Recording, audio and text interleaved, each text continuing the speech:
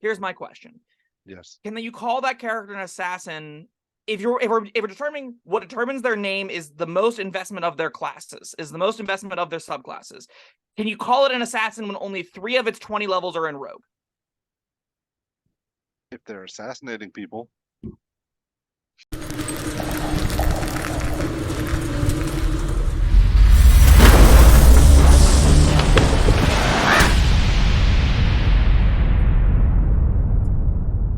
Hello, friends. Robert Bevan here, author of the Caverns Creatures series of comedy, fantasy novels, and short stories. With me is Sam West, and today is another Martial Monday. Oh, I got it that time. Nailed it. Nice. Speaking of nailing it, we are talking about our our second rogue class today, the Assassin. I don't want to say a word because we're like only 30 seconds into the video, but all right. We'll touch back on that later.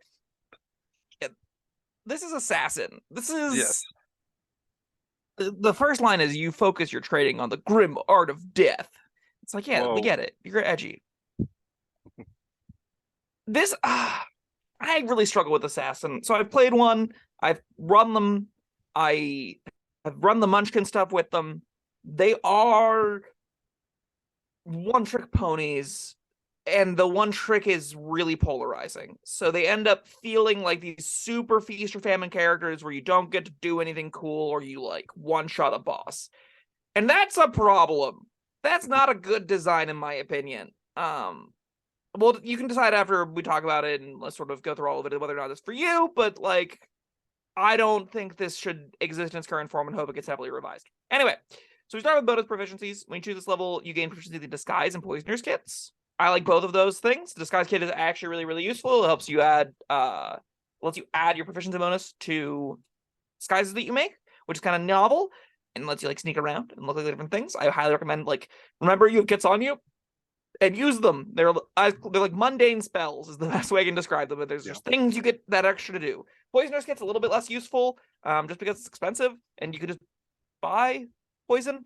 So it's a lot less like something that you're going to tend to engage with, but it is still something if you want to like really dive into it. This kit lets you make some poisons, make some potions, do some nifty stuff. Although the rules for that, I have a big crafting magical item guide up on Caverns Creatures site that dives into making things, but like this kit isn't strictly tied to it, and it's really nebulous, and you have to dive deep into the DMG for this kind of stuff. So this kit is a lot less useful in my vision, in my like experience, I should say. Well, I mean, you are an assassin, so what are there different kinds of poisons, or is there just poison?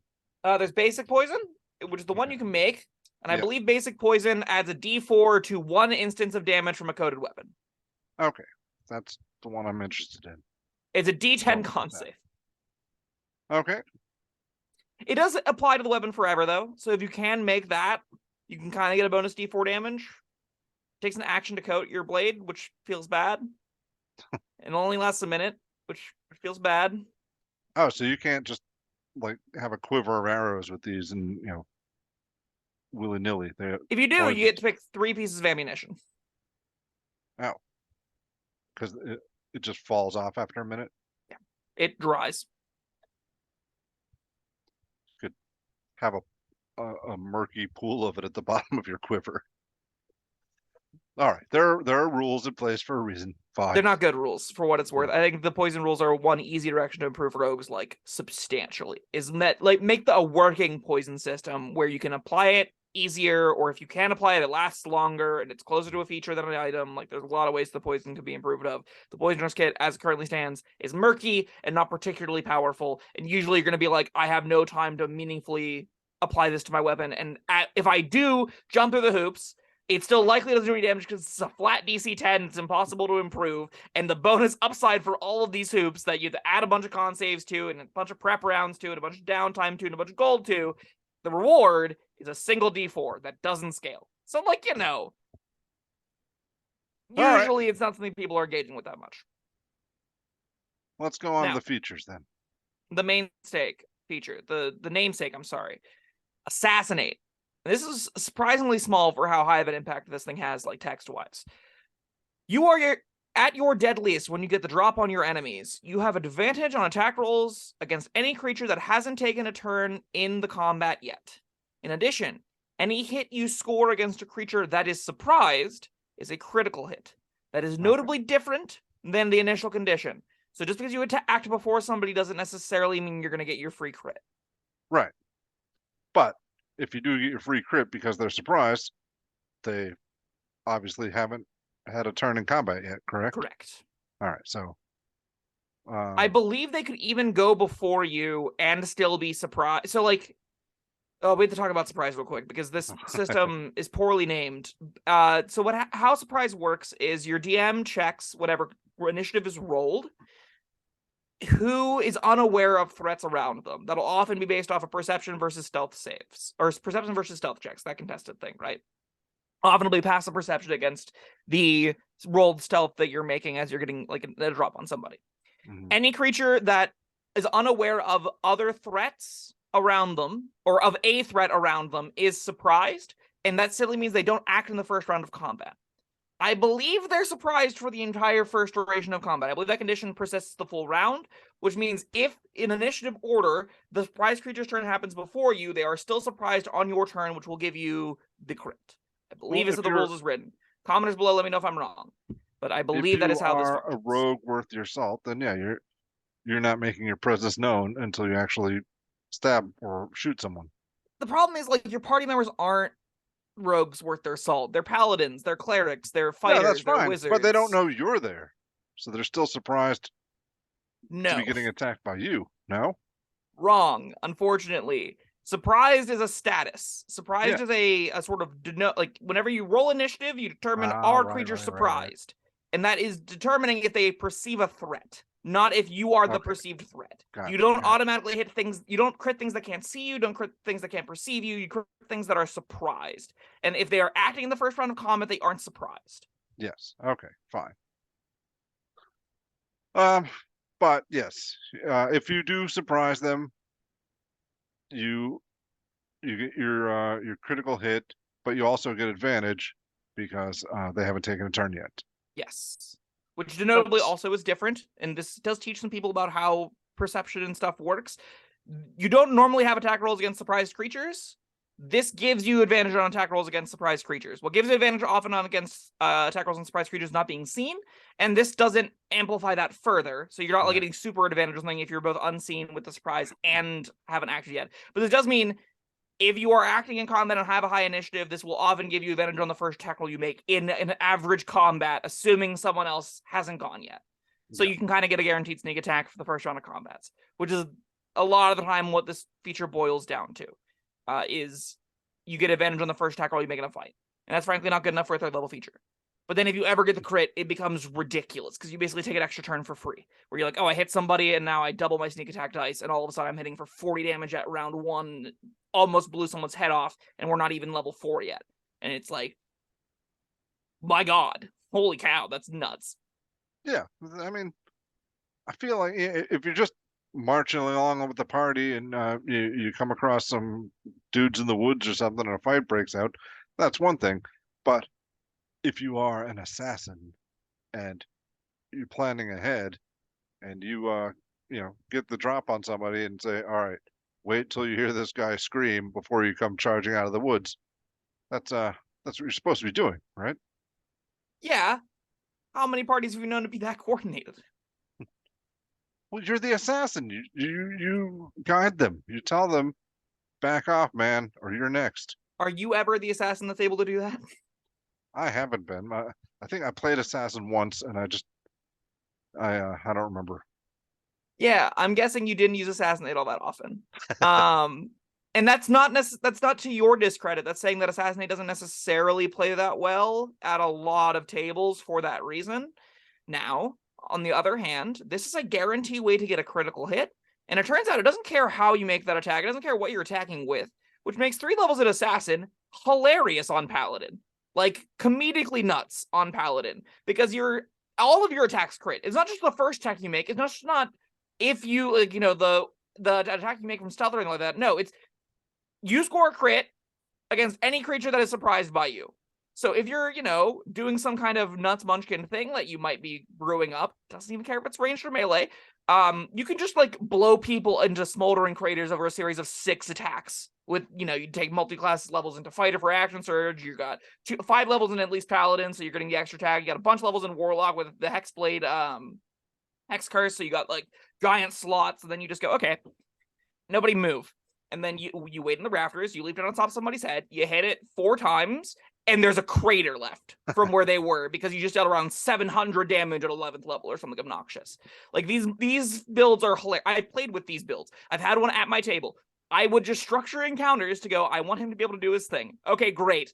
There's 4 guys below you. They're all heavily armed, and he just rubbed his hands together. It went, all right, they're not there anymore. And I'm like, they sure aren't. As I just watched the cinematic moment of a man jump down from the rafters with 2 swords and just craterize 4 people from just auto crits with divine smites. All right, that's kind of what I'm glad you brought that up because I was looking ahead at the other features here, and there's no more reason to play the subclass. Yeah, I was thinking this might be something you want to multi-class out of at level 3. That's the politest After way to level say 3. there's no more reason to play the subclass. I don't know. Death Strike looks kind of cool, but I don't know if it's cool enough to play through 17 levels of this. But Yeah. let's Before roll we harp on. on more on Assassinate, yeah, let's keep a click going. We've got All right. Infiltration Expertise at 9th level, so this is unfailingly create false identities for yourself. You may spend 7 days and 25 gold to establish the history, profession, and affiliations for your identity, which is kind of just what the spy background does.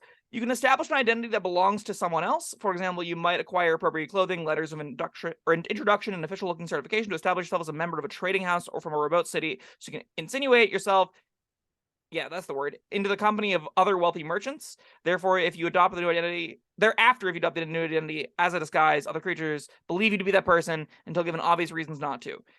And again, this feature is a headache. Not only is it a headache, it's kind of a non-feature. This is a thing that I would expect through roleplay and backstory to kind of function. Like, if I'm a DM, and there are people that are meeting this character for the first time, and they make up their name, right? They're like, I am Billy Bob Thornton, and in the fantasy world there isn't a Billy Bob Thornton. Yeah, okay. They go, okay, Billy Bob Thornton, we know you from nothing else. You claim to be from this high house. Sure, we have no evidence otherwise. You still have to jump through the hoops of getting all of the signets and stuff and letters of signature and the proof of identity. It's a thing you can just do, like as a regular rogue. Yes. I mean, right?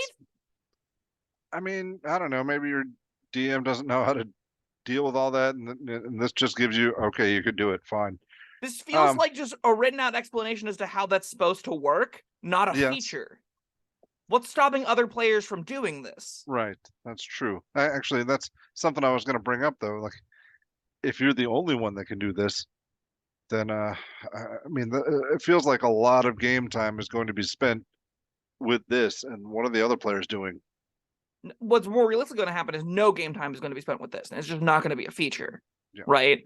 Like, I've known people that have come up with really intricate backstories of I am a bastard child from a horrible from an orphanage because my parents were murdered by this super noble family. I'm going to have a false identity to be one of their Disney related cousins, and I'm going to sneak in and kill them all in their sleep, right?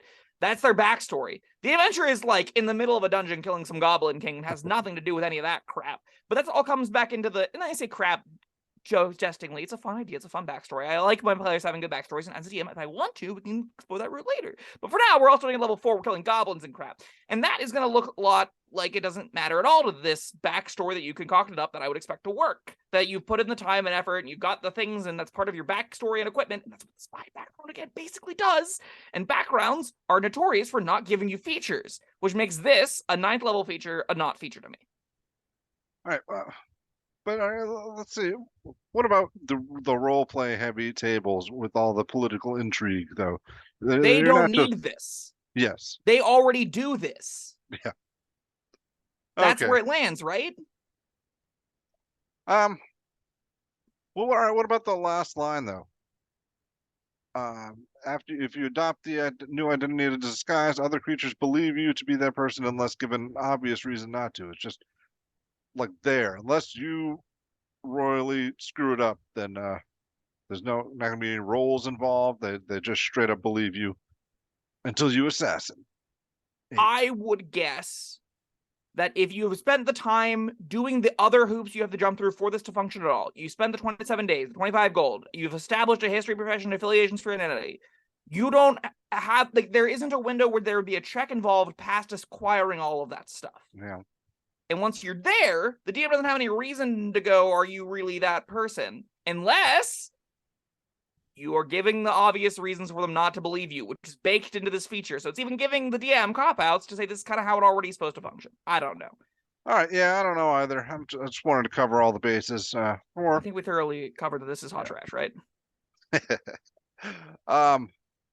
But even more so when we have our next feature. Yeah, imposter. 13th level, you get the ability to unerringly mimic unerringly. Unerringly is how you say that word. Yes. Right. Another person's speech, writing, and behavior. You must spend at least 3 hours. 3 hours studying these components of a person's behavior, listening to speech, examining handwriting, and otherwise observing mannerisms. Do we have to keep going? You have to spend 3 hours. Well, I mean, at least you don't have to spend 7 days. Oh my god. But where you could suspect something's amiss, you have advantage on charisma deception checks to avoid detection. Excuse me? All right, well, this feels like it's just boosting the infiltration expertise, but no. All right, infiltration expertise, you are not disguising yourself as a known person. You can be. You can disguise yourself as a known person with infiltration expertise. And people will believe you're that person unless there are other obvious reasons for them not to believe you're that person, such as they have met them. So in this case, imposter doesn't work with infiltration expert at all. Right. However, imposter gives you the way to, I can mimic their personage if I've been around them for 3 hours, which is so long of a time. The 3 hours doesn't bother me. I mean, it bothers me so. It's so long. It should be a minute. And then I could get, I spent the time with them. I'm a level 13 assassin. I can mimic their thing. A first level wizard can disguise perfectly as to what they look like. Well, that's magic. I'm talking about, like, this is, you're a rogue, and 3 hours, it doesn't matter. You say to the DM, I want to spend 3 hours observing this guy. It's over in a second. I'm unconvinced. This face is unconvinced. If you have to, if you're trying to become a king, if you're trying to infiltrate high levels of society, if you're trying to be around somebody that is of importance, the odds that a assassin is going to be allowed to be around them for 3 hours. That's what I'm saying. 3 hours doesn't feel like nearly enough. You want to be observing this person for months.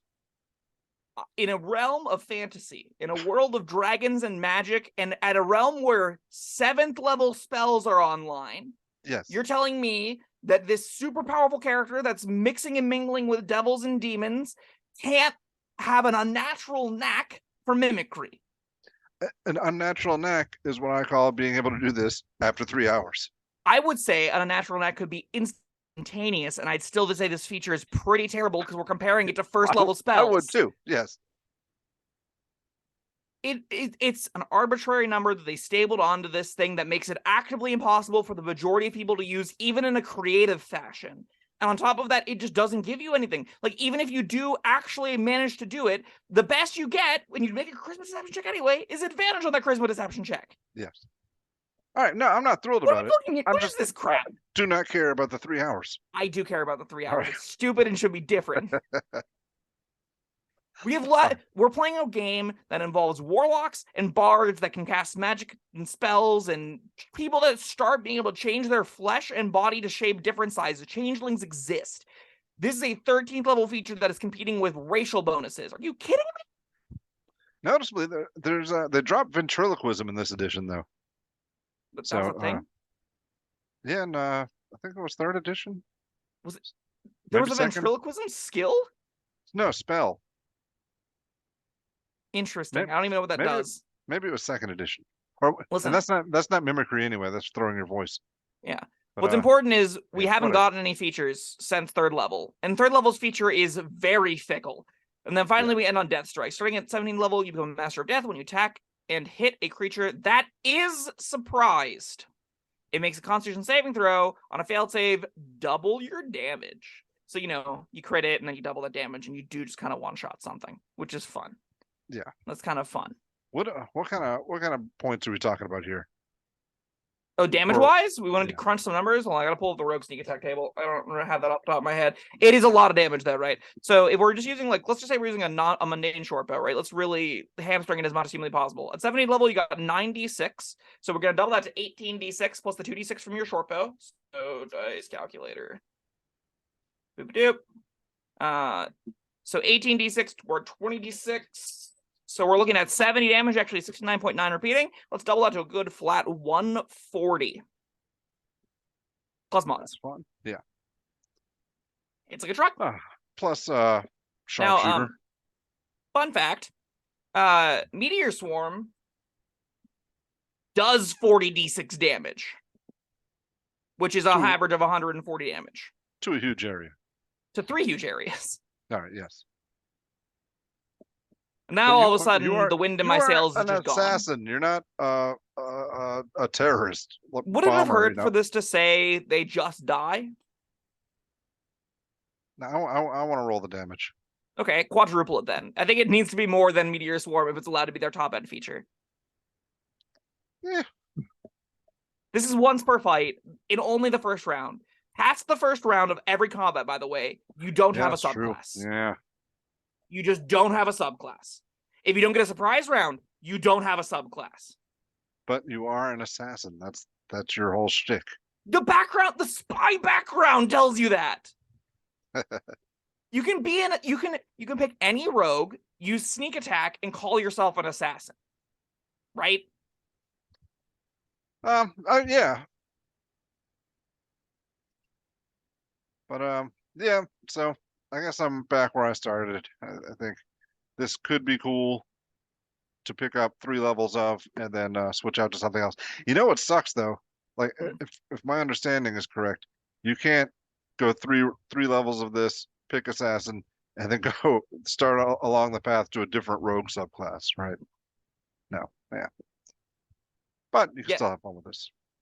I think this exists to give Assassinate to Munchkin builds, and that's kind of it. Like, the rest of this is so heinous, and Assassinate is still, like, not a good feature in that it's still really polarizing. There will be a lot of fights that you just don't have a subclass in, period. An average adventuring fight that you're, like, going through a dungeon and something gets to drop on you in the group, you don't have a feature. Against something big climactic battle against a villain that comes out on his throne and points at you all and says battle, and you're in a big open space and there's meteors flying around and you're, like, riding on top of, animals and sneaking around in this big 3D space. This doesn't have text. You have to have it in some kind of setup where you're getting to jump on some people, and as the game progresses and you delve into more and more dangerous dungeons, this becomes harder and harder to use on a fair character. On an unfair character, less so, because their job is sort of to have their own single encounter away from the party where they kill everything real quick, and then the fights can start. But, like, a rogue doesn't often want to put themselves in that position by themselves without magic to get out, without subclass features to help them get out, without heavy armor proficiency, without extra hit points. Like, they can't use this Assassinate to, like, get in the middle of a fight out of nowhere, start something with a bunch of crits, and then the rest of the party can meld in. No, they are gonna go kill a thing and then get steamrolled by everything else around them. Yeah. I'm giving this subclass a D. Its redeeming quality is Assassinate for multi-class builds, and it's only really for unfair multi-class builds. It's not even for people that are just like the thematics of it. I think if you want to play an assassin archetype, like a character that's job is the broody, edgy assassin in the corner sharpening their blades, there's actually nothing for you here outside of hoping the 3rd level feature does something every other session. For the same reasons, I'm giving it a C. I think, when you say unfair, I say, I make your earlier arguments about this is the fantasy realm, and you should be able to go in with a swirl of swords and take out 4 guys like that.